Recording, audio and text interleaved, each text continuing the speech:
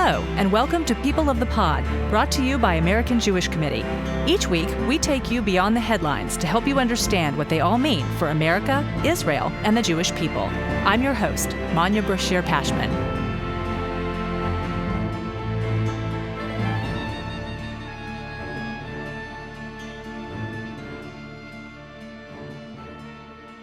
October 7th, which was a sacred Jewish holiday, became the deadliest day for the Jewish people since the Holocaust. It has brought to the surface painful memories and scars left by millennia of antisemitism and the genocide of the Jewish people. The world watched then, it knew, and the world did nothing. We will not stand by and do nothing again. Not today, not tomorrow, not ever. To those who are living in limbo, waiting desperately to learn the fate of a loved one, especially to families of the hostages, you're not alone. On October 18th, 2023, President Joe Biden became the first American president to visit Israel during wartime, demonstrating his unequivocal support for the Israeli government. Here to talk about President Biden's visit is Jason Isaacson, AJC's Chief Policy and Political Affairs Officer, joining us from Berlin, where he's witnessed some of the European response to the crisis. Jason, welcome back to People of the Pod. Thank you, Manya. I am always shocked when the president goes to a war zone, like he did go to Ukraine in February, or in this case, Israel. What did President Biden's visit signal about his support for Israel during this time? This is a president who has long identified himself as a strong supporter of Israel, who has spoken again and again throughout his political career, from the time that he was a young man serving in the U.S. Senate, of his support for his identification with Israel. But to hear him speak as he spoke on Wednesday in Tel Aviv, after meeting with the Israeli war cabinet that Prime Minister Netanyahu assembled, after other meetings that took place as well, to hear him speak with such passion, such conviction about the priority for the United States of standing by Israel, of identifying with the struggle that Israel now faces against Hamas terror, to hear him talk about the nations of conscience, as he referred to the U.S. and Israel together, the struggle that the Jewish people have had over the centuries, the fight against anti-Semitism, his references to the Holocaust, all of that. And to say that the United States was standing by Israel in the fullest possible way, the deployment of an aircraft carrier battle group to the Eastern Mediterranean, another aircraft carrier battle group steaming to the Eastern Mediterranean as well to provide additional support, the package of additional military assistance. He described it as an unprecedented package of military assistance that he is asking Congress to approve to help Israel through this difficult time. All of these statements and his just physical presence in Israel in the midst of war spoke volumes of the support that the United States has for Israel. And he also spoke, frankly, about the tragedy that occurred the night before he arrived at a hospital in Gaza, and the fact that all the indications are that this was caused by the fire of Palestinian Islamic Jihad rocket that misfired. It wasn't, as so much of the media and so much of the region, frankly, has alleged, that it was somehow the work of Israel. Very clearly from the evidence that has been accumulated by U.S. surveillance and other means of data collection, this was something that was a misfire from the Palestinian side. All of that packaged into a single presentation by the president at the Old American Embassy in Tel Aviv just spoke volumes of the support that the United States has for Israel, that the U.S. is standing by Israel in this very difficult time.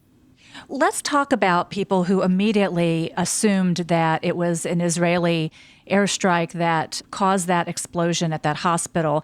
Many did jump on board of that argument, including Jordan and Egypt. And those are countries with whom Israel has had peace agreements for quite some time, but they seem to embrace that story right away. What is going on with the Arab nations? What is their response been to this violence? It's profoundly disappointing. Lies have velocity, and in the age of social media, enormous power and circulation that really just can't be turned back without a huge effort to introduce the truth into the narrative. The lies that have been told about Israel for decades have saturated the region and, frankly, the world, and a lot of the international media as well, quite regrettably, even in our own country. So it's easy to believe that if you've been told for decades that Israel is a colonizer, Israel is an oppressor, Israel is heartless in its treatment of its Palestinian neighbors, then you see pictures of people carrying wounded people or bodies strewn about a courtyard in Gaza, knowing that Israel is attacking Gaza because it's trying to root out the Hamas terrorists that have attacked Israel just a few days before. It's easy to believe, if you've got that background and you've been hearing this and been raised on this kind of media saturation, that Israel is to blame. And it is only later that the facts come out, that the imagery that we have been now seeing on social media from a few sources, highly credible sources, and what the United States government has now found through its own quite formidable means of data collection, that this was not Israel targeting a hospital or firing on a hospital. It was a Palestinian rocket that fell on this hospital while they were sending a barrage of rockets into Israel. There have been hundreds of Palestinian rockets and missiles that have fallen in Gaza and have killed Palestinians. This was the latest incident. It's horrible. The people of Gaza are suffering. The Palestinians are suffering because of the rule of Hamas. And the more that the region talks about that openly, instead of talking about it privately, and AJC knows from our many years, including recently, of traveling across the Arab world and speaking to Arab leaders who know better, know the reality that Israel is fighting ruthless terrorists funded by, supported by, armed by Iran, and waging this war that is really their war against these kinds of extremists who are hijacking a great faith and fighting in the name of a great faith when they are actually doing everything they possibly can to damage the reputation of and the standing and the principles of a great faith. And Israel is fighting this fight not only for itself and for its people, but frankly for the possibility of peace and stability and prosperity in that region. I'm hopeful that at some point it will be possible for the leaders of that region to step forward and say publicly what they have said so many times privately, that they know that Israel's struggle is their struggle. And there have been a few assertions of this. I have to point out in the last week and a half, there have been some statements that have identified by name Hamas. I was struck by a statement made by the UAE ambassador to the UN, statements that were issued on Twitter by the Kingdom of Bahrain and by the United Arab Emirates a few days after the October 7th atrocities in Israel. But so many of the statements that we've seen in the last week have been profoundly disappointing and hypocritical. You mentioned the actual threat of Iran to Arab nations. I'm curious what message Biden's visit sends to Iran and its terror proxies on the border with Lebanon. Well, I very much hope that having the USS Gerald R. Ford in the Eastern Mediterranean, the USS Dwight D. Eisenhower on its way as well. There was also, I believe, a fighter squadron that was being repositioned to the region. There are enormous military assets that were already in the region, but the U.S. has made it very clear. President Biden, Secretary Blinken, Secretary Austin, in their visits to the region as well, have made it very clear that the U.S. is telling the region, as President Biden said again and again, my message to the region is don't even think about the possibility of adding to this fight against Israel, of joining this fight against Israel. The U.S. will step forward. Whether the U.S. will not only provide additional military hardware, as the president has offered, and there are many friends in Congress who are stepping forward right now to provide for that as well, but the U.S. could also enter this fight depending on the circumstances, on the possibility of a widening of the war. Should Iran make the tragic blunder of deciding to somehow enter into this fight in a more direct way, a powerful response. And I think the president has made that quite clear. Do you think Biden's visit will deter Hezbollah, or are Iran and Hezbollah one and the same? Closely connected, maybe not exactly one and the same, but clearly Iran would like to see Hezbollah take a more aggressive posture. There have been some incursions that have been conducted by Hezbollah or by people from the Hezbollah-controlled territory of southern Lebanon into northern Israel. There have been the firings of certain missiles and mortars. not the full-scale kind of attack that Israel would need to respond to forcefully and that would actually represent a second front. That hasn't happened as of the time that you and I are speaking. Let's hope that that doesn't happen. Let's hope that the messages that have been sent by the president, clearly messages sent by Israel, that it is prepared for any fight and will not allow citizens of the north and the country as a whole to be invaded by Hezbollah. It will resist powerfully and it will punish any incursion, any attack in a way that Israel has had to do in the past at great cost. But Israel will defend itself. Israel will stand strong, and the United States will have its back, as the president has said repeatedly and demonstrated by his latest visit and the announcement that he made when he was in Israel this week. Speaking of Iran, I want to go back to that. They have called for an oil embargo on Israel. How likely is that to happen? I'd say pretty unlikely. I think that Iran's threats are hollow and will be met by the oil suppliers from not only the region, but from elsewhere, including Europe, including Azerbaijan. There are energy supplies that Israel produces, as you know, on its own through an abundant supply of natural gas in the Eastern Mediterranean. I'm not concerned about a cutoff of energy to Israel.